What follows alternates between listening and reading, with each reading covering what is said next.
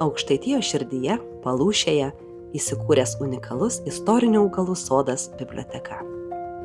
Tai vieta, kur susitinka gamta, istorija ir kultūra.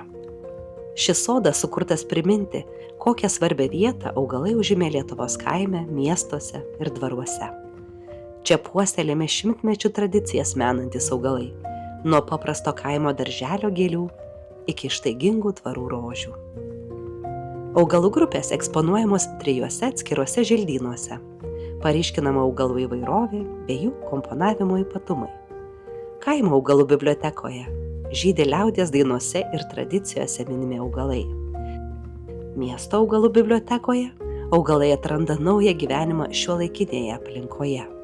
O dvaro augalų bibliotekoje prisimenamas praėjusių amžių grožis ir prabanga. Sėtinės pievos vilioja įkvėpti natūralių kvapų ir pajusti ryšį su gamta.